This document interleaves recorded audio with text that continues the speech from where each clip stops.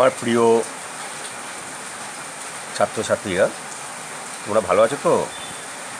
আজকে আমি যে বিষয় নিয়ে আলোচনা করব, ভার্ব নিয়ে। এর আগে আমি নাউন, প্রোনাউন, অ্যাডজেক্টিভ এইগুলো সম্বন্ধে আলোচনা করেছি। আজকের আলোচ্য বিষয় হচ্ছে ভার্ব। আমরা জানি ভার্ব একটা খুব ইম্পর্ট্যান্ট ব্যাপার। এই যে 8টা পার্টস অফ স্পিচ আছে, তার মধ্যে ভার্ব একটা খুব ইম্পর্ট্যান্ট রোল প্লে করে। এক কথায় বলতে পারি যে a sentence without a verb is just like a man without a soul. একটা মানুষের যদি প্রাণ না থাকে, সেইটা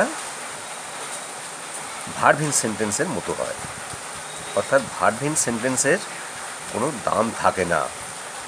একটা মানুষের প্রাণ না থাকলে যেমন তার কোনো দাম থাকে না, তেমনি একটা সেন্টেন্স তার ভার্ব যদি না দেয়া হয় তাহলে তার কোনো দাম থাকে না। সুতরাং ভার্বটা আমাদের ভালোভাবে জানতে হবে। এখন প্রথমেই প্রশ্ন আসছে, ভার্ব কাকে বলে? আমরা সাধারণভাবে জানি কি, যে ওয়ার্ড দ্বারা কোনো কিছু কাজ করা বোঝায়, করা, হওয়া ইত্যাদি যেগুলো বোঝায়, সেইগুলোকে আমরা ভার্ব বলি। অর্থাৎ আমরা বুঝতে পারছি যে আমরা হাসছি, কাঁদছি, খাচ্ছি, পড়ছি, কোনো কিছু করা মানেই সেটা হচ্ছে ভার্ব। সুতরাং ভার্বকে আমরা বিভিন্নভাবে আবার ভাগ করতে পারি। প্রথমেই যেটা আসবো সেটা হচ্ছে ভার্বকে আমরা প্রিন্সিপাল এবং অক্সিলারি এই দুটো ভাগে ভাগ করতে পারি। প্রিন্সিপাল ভার্বটা কি না, স্বাধীনভাবে যে ভার্বটা ব্যবহার হচ্ছে সেটা কীরকম? যেমন গো, কাম, ইট, এ কারো সাহায্য নিচ্ছে না। যেমন I go to school, I come here, he eats rice, এইগুলো। আর যারা অন্য কোনো ভার্বের সাহায্যকারী হিসেবে ব্যবহার হয় তাদেরকে বলছি অক্সিলারি ভার্ব, সাহায্যকারী ক্রিয়া। সেইগুলো কীরকম? যেমন শ্যাল, ডু ইত্যাদি। যেমন এখানে আমি উদাহরণস্বরূপ বলতে পারি I go home, I go home আমি বাড়ি যাই। যদি বলি আই শ্যাল গো হোম, আমি বাড়ি যাইব, তাহলে শ্যালটাই গোটাকে সাহায্য করছে, যার জন্য এই শ্যালটা হচ্ছে সাহায্যকারী ক্রিয়া। এছাড়া আমরা প্রিন্সিপাল ভার্বকে আবার দুভাগে ভাগ করতে পারি। একটা হচ্ছে ট্রানজিটিভ এবং আরেকটা হচ্ছে ইনট্রানজিটিভ। এই ট্রানজিটিভ এবং ইনট্রানজিটিভ ভার্বের কিন্তু খুব গুরুত্ব আছে, কারণ এইগুলো যখন আমরা ভয়েস চেঞ্জ শিখব তখন এই ভার্বগুলোর ব্যাপার চলে আসবে। কারণ ভয়েস চেঞ্জ, ট্রানজিটিভ ভার্ব ছাড়া ভয়েস চেঞ্জ কিন্তু হয় না। তার ট্রানজিটিভ ভার্ব হচ্ছে যে ভার্বের অবজেক্ট আছে তাকে আমরা ট্রানজিটিভ ভার্ব বলি, আর যে ভার্বের অবজেক্ট নেই সেগুলো ইনট্রানজিটিভ ভার্ব। যেমন আমি উদাহরণস্বরূপ বলতে পারি, যেমন আই ইট রাইস, আমি ভাত খাই। আমি কি খাই? ভাত খাই। আই প্লে ফুটবল, আমি ফুটবল খেলি। এখানে আমি কি খেলি? ফুটবল খেলি। অর্থাৎ ভার্বকে যদি কী বা কাক দ্বারা প্রশ্ন করা হয়, তার যে উত্তরটা পাওয়া যায় সেটাকে অবজেক্ট বলা হয়। কিন্তু এমন কিছু কিছু ভার্ব আছে যেগুলো কী বা কাক দ্বারা প্রশ্ন করলে উত্তর আসে না, অর্থাৎ সেই সমস্ত ভার্বের অবজেক্ট হয় না। যেমন আই গো হোম, আমি বাড়ি যাই। আই কাম হিয়ার, আমি এখানে আসি।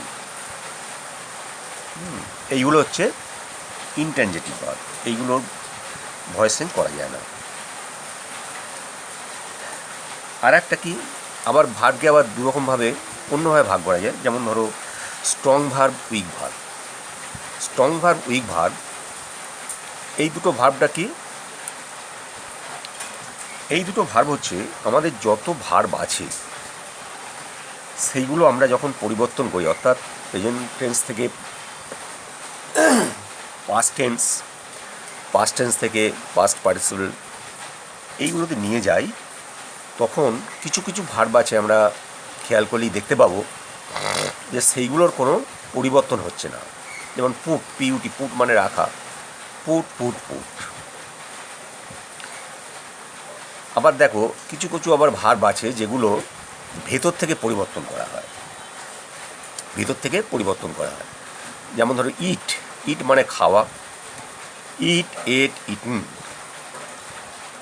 হ্যাঁ, এইগুলো হচ্ছে যেমন গো অ্যান্ড গান, কাম, কেম, কাম, এইগুলো সবই স্ট্রং ভার্বের মধ্যে পড়ছে, সব স্ট্রং ভার্বের মধ্যে পড়ছে।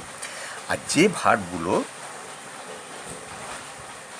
ডি, ইডি, টি এইসব যোগ করে পাস্ট টেন্স কিংবা পাস্ট পার্টিসিপল করা হয়, সেগুলো হচ্ছে week verb.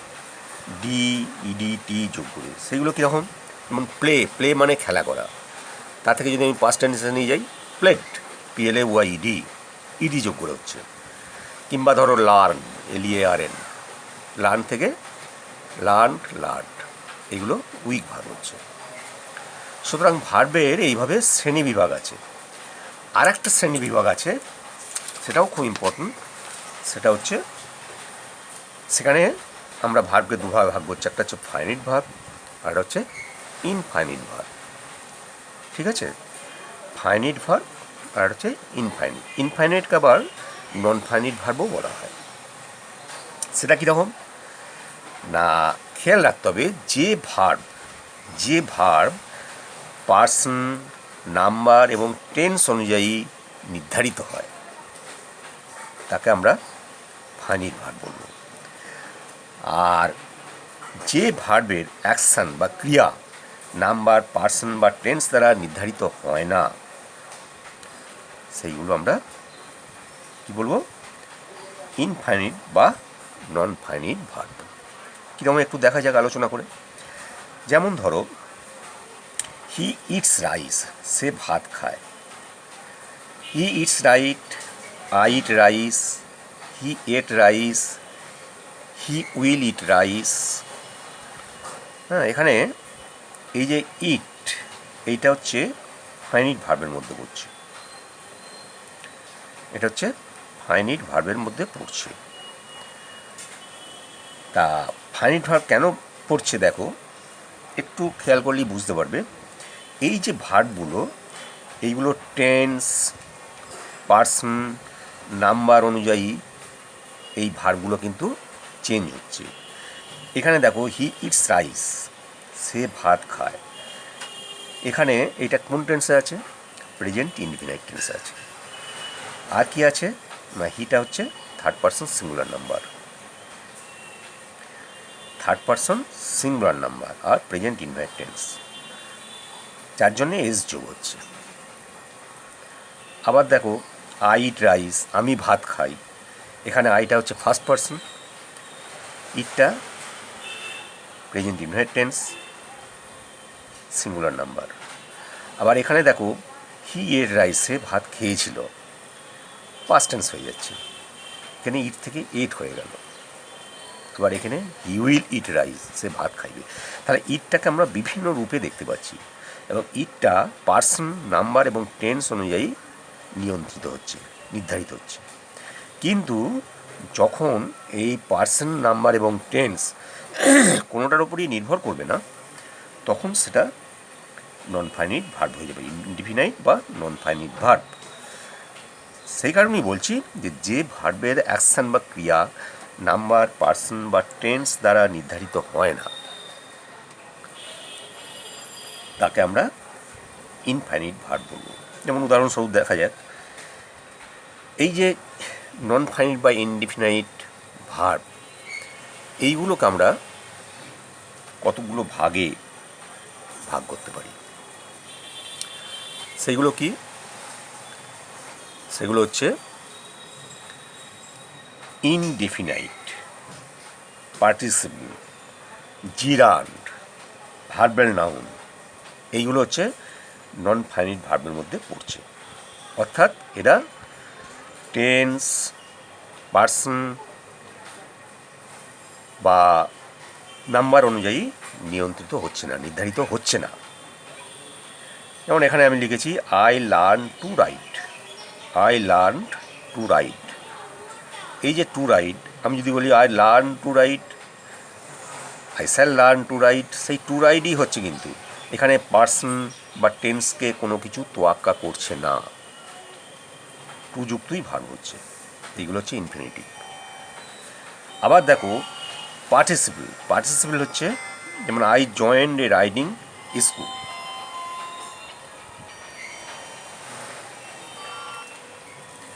I joined A riding school. এখানেও তাই, এই যে রাইডিং কথাটা দিয়েছি এটা পার্টিসিপল হিসেবে হচ্ছে। এখানেও কিন্তু এই যে ফার্স্ট পার্সন আছে, এখানে যদি সেকেন্ড পার্সন থাকতো বা প্রেজেন্ট টেন্স থাকতো কি ফিউচার টেন্স থাকতো, সেখানেও কিন্তু এই রাইডিং স্কুলটা ঠিকই থাকতো, এখানে কোনো পরিবর্তন হতো না। সিমিলারলি জিরার নাউনের ক্ষেত্রেও তাই হবে, ভার্বের নাউনের ক্ষেত্রেও তাই হবে। এরা কখনো ভার্ব এবং অ্যাডজেক্টিভের মতো কাজ করছে, আবার ভার্ব এবং নাউনের মতো কাজ করছে, বিভিন্ন রকম কাজ করছে, কিন্তু এরা পার্সন, টেন্স বা নাম্বার অনুসারে নির্ধারিত হচ্ছে না। এগুলো ভালো করে বুঝতে হবে। এগুলো প্র্যাকটিস করতে করতেই বোঝা যাবে। ভবিষ্যতে আমি কিছু অন্যান্য ব্যাপার নিয়ে আলোচনা করব, সেইগুলো পর যদি আরও টাইম থাকে, আশা করছি টাইম থাকবে, তখন আমরা আরও বেশি করে উদাহরণ দিয়ে এগুলো আরও ক্লিয়ার করার চেষ্টা করব। এখন আমাদের ভার্বের আরও যেগুলো শিখতে হবে, ভার্বের মোস্ট ইম্পর্ট্যান্ট হচ্ছে টেন্স। টেন্সটা কিন্তু ভার্বের একটা খুব ইম্পর্ট্যান্ট জায়গা রেখে দিয়েছে। এই টেন্সটা আমাদেরকে ভালো করে রপ্ত করতে হবে। টেন্সটা যদি আমরা ঠিক ক্লিয়ারভাবে শিখতে পারি, তাহলে ইংরাজির ভুল হওয়ার সম্ভাবনাটা খুব কম থাকে। টেন্স কাকে বলবো? ক্রিয়ার কালকে টেন্স বলবো। ক্রিয়ার কালকে টেন্স মানে কি? আমি যে কাজটা করছি সেই কাজটা কখন হচ্ছে, এখন হচ্ছে না হয়ে গেছে না হবে, এইগুলো নির্ধারণ করার জন্য আমাদের টেন্সটা পড়তে হবে। এই টেন্সটাকে মূলত আমরা 3 ভাগে ভাগ করতে পারি: প্রেজেন্ট টেন্স, পাস্ট টেন্স এবং ফিউচার টেন্স। ঠিক আছে?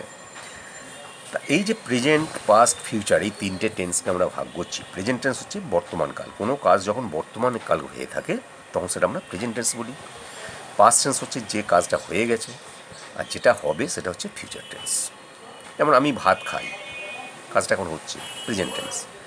আমি ভাত খেয়েছিলাম, আমি গতকাল ভাত খেয়েছিলাম, মানে খাওয়া কাজটা হয়ে গেছে, পাস্ট টেন্স। আর আমি আগামীকাল ভাত খাবো, বা আমি আগামীকাল স্কুলে যাব, এইগুলো হচ্ছে ফিউচার টেন্সের মধ্যে পড়ে। এখন ব্যাপার হচ্ছে এই যে প্রেজেন্ট, পাস্ট, ফিউচার, এদিকে আবার প্রত্যেককে 4টে করে ভাগ করা যায়, 4 ভাগে ভাগ করা যায়।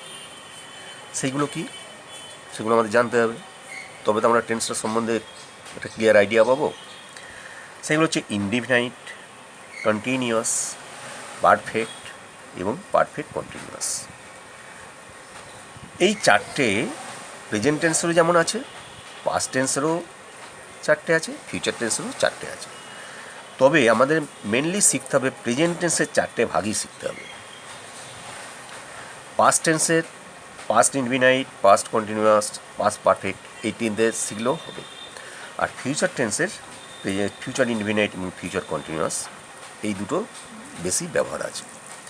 যার জন্যে 4টে হচ্ছে প্রেজেন্ট টেন্সের 4টে ভাগই, পাস্ট টেন্সের 3টে ভাগ, আর ফিউচার টেন্সের 2টো ভাগ। 4 আর 3 7 আর 2 9টা ভাগ সম্বন্ধে আমাদের খুব কিন্তু রপ্ত করতে হবে। আমি তাহলে টেন্সটা একটু আলোচনা করে রাখি। টেন্সটা দেখো, প্রেজেন্ট ইনডিফিনাইট টেন্স কাকে বলে? এই যে 4টে ভাগ হয়েছে, আমি প্রেজেন্ট টেন্স নিয়ে ফার্স্টে বোঝাচ্ছি। প্রেজেন্ট ইনডিফিনাইট টেন্স জিনিসটা কী? এটা হচ্ছে যেমন ধরো আই ইট রাইস, আমি ভাত খাই। হি প্লেস বল, সে বল খেলে। অর্থাৎ সাধারণভাবে কোনো কাজ যখন হয় বা হইয়া থাকে এরকম বোঝায়, তখন সেগুলোকে আমরা প্রেজেন্ট ইনডিফিনাইট টেন্স বলে থাকি। এই যে আমি ভাত খাই, সে বল খেলে, সাধারণভাবে কাজগুলি হয় বা হইয়া থাকে। এখানে সাবজেক্টের পর বেসিক যে ভার্বটা সেটাই কেবলমাত্র বসে।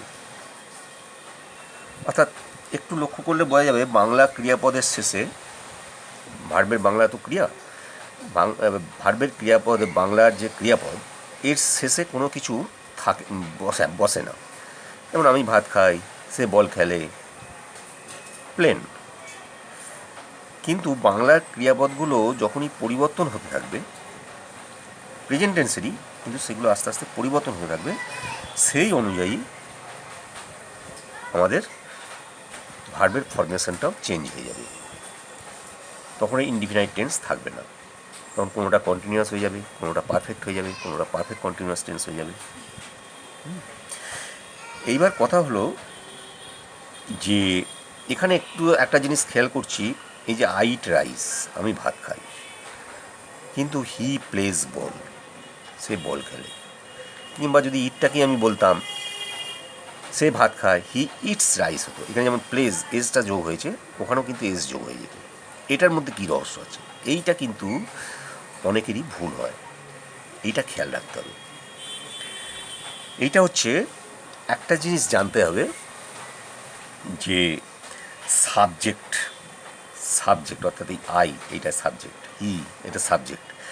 এই সাবজেক্ট যখন থার্ড পার্সনের হবে, আর কি হতে হবে? সিঙ্গুলার নাম্বার হতে হবে। শুধু থার্ড পার্সন হলেই হবে না, কিন্তু থার্ড পার্সন সিঙ্গুলার নাম্বার হতে হবে সাবজেক্টটা। আর কি না, টেন্সটাকে থাকতে হবে প্রেজেন্ট ইনডিফিনাইট টেন্স। তিনটে শর্ত যখন একসঙ্গে মিলবে, তখনই ভার্বের শেষে এস বাই এস যোগ হবে, তাহলে কি বললাম যে একটা সেন্টেন্সে মেনলি দুটো ভাগ থাকে, একটা সাবজেক্ট, একটা প্রেডিকেট। সাবজেক্টটা যদি থার্ড পার্সন সিঙ্গুলার নাম্বারে হয় এবং সেইটা যদি, সেই ভার্বটা যদি প্রেজেন্ট ইনডিফিনাইট টেন্সে থাকে, তবেই এস বাই এস যোগ হবে, নচেত হবে না।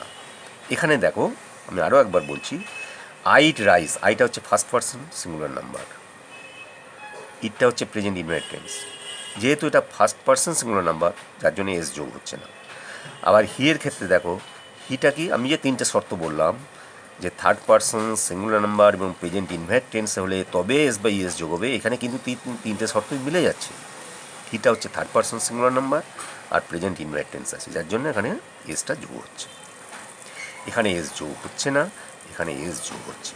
কেবলমাত্র এটা বারবার আমি বলছি, সাবজেক্ট যদি থার্ড পার্সন সিঙ্গুলার নাম্বারে হয়, প্লুরাল নাম্বার হলে চলবে না, কিন্তু থার্ড পার্সন সিঙ্গুলার নাম্বার, এবং অবশ্যই ভার্বটা থাকতে হবে প্রেজেন্ট ইনডিফিনাইট টেন্সে, তবেই এস বাই এস যোগ হবে। এটা আমরা অনেকেই কিন্তু ভুল করে ফেলি, এইটা আমাদেরকে বিশেষভাবে খেয়াল রাখতে হবে। আর একটা কথা বলে রাখি এই প্রসঙ্গে, যে এই যে যখন আমরা টেন্সগুলো শিখব, তখন এই প্রেজেন্ট টেন্সের 4টে ভাগ, পাস্ট টেন্সের 3টে ভাগ আর ফিউচার টেন্সের 2টো ভাগ অবশ্যই শিখতে হবে। কারণ এইগুলো সম্বন্ধে ভালো আইডিয়া না থাকলে আমরা কিন্তু ভয়েস চেঞ্জ শিখতে পারবো না। ভয়েস চেঞ্জ শিখতে গেলে বা ন্যারেশন চেঞ্জ শিখতে গেলে টেন্স সম্বন্ধে ক্লিয়ার আইডিয়া থাকতে হবে। অর্থাৎ টেন্সটাকে আমি যার জন্য এত গুরুত্ব দিচ্ছি। ভার্বেরই শুধু টেন্স হয়, এই যে 8টা পার্টস অফ স্পিচ আছে, noun, pronoun, adjective, verb, adverb, preposition, conjunction, interjection, এইগুলোর মধ্যে কোনোটারই কিন্তু টেন্স হয় না, টেন্সটা হয় ভার্বে। তার কারণ কি, ভার্বের কালকে আমরা টেন্স বলি, কাজটা কখন হচ্ছে সেটা জানার জন্যই টেন্স আসছে, তাই না? এবার সেই টেন্সটা যার জন্য ভার্বেরই কেবলমাত্র, অন্য কোনো পার্ট অফ স্পিচের হয় না। যার জন্য ভার্বের এই সব এতগুলো শ্রেণীবিভাগ আছে, এতগুলো ভাগে আমরা ভাগ করতে পারছি এবং তাদেরকে সেইভাবে ব্যাখ্যা করতে পারছি। কিন্তু অন্য কোনো পার্টস অফ স্পিচের এরকম ব্যাপার নেই।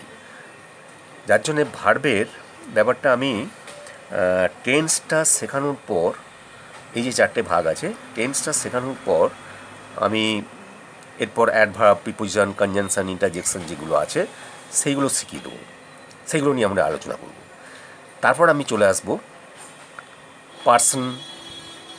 পার্সন কয় প্রকার কী কী, তারপরেতে নাম্বার কয় প্রকার কী কী, কেস কত রকম আছে, এইগুলো আমরা শিখব। শেখার পর ভয়েস চেঞ্জে চলে আসবো। ভয়েস চেঞ্জের আমি আগেই বলেছি এর বিশেষ কিছু টেকনিক আছে, সেইগুলো রপ্ত করে ফেলতে পারলে ভয়েস চেঞ্জ আর ভুল হবে না। সেইগুলো জানতে হবে টেকনিকগুলো। আর একবার যদি জেনে যাও, একবার যদি মাথায় ঢুকে যায়, তাহলে কিন্তু ভুল হওয়ার সম্ভাবনাটা থাকবে না। ভয়েস চেঞ্জ পর আবার ন্যারেশন চেঞ্জ শেখাবো। ন্যারেশন চেঞ্জও খুব ইন্টারেস্টিং জিনিস। এইগুলো করানোর পর আমরা পরপর আসতে থাকবো। আশা করছি এইগুলো তোমাদের খুবই উপকারে লাগবে। আমি একদম সাধারণ ভাষায়, যেন মনে হচ্ছে আমার সামনে তোমরা বসে আছো, তোমাদিকে বোঝাচ্ছি আমি, যার জন্য খুব সহজ ভাষায়, একদম আঞ্চলিক ভাষায় আমি তোমাদের বোঝাবার চেষ্টা করছি, যাতে তোমরা সেগুলো গ্রহণ করতে পারো। ঠিক আছে, তাহলে আমরা এর পরের যে এপিসোডটা হবে সেখানে আমি টেন্সটা সম্বন্ধে আরও ভিভিডভাবে আলোচনা করব। এই যে ভাগগুলো বললাম, এই ভাগগুলো সম্বন্ধে তোমাদের আলোচনা করব। আজ তাহলে বন্ধুরা আসি, তোমরা এইগুলো বারবার ভিডিওতে দেখো, নিজেদের মধ্যে রপ্ত করো। তোমাদের কোনো প্রশ্ন থাকলে সেগুলো আমাকে জানাতে পারো। ঠিক আছে, থ্যাংক ইউ।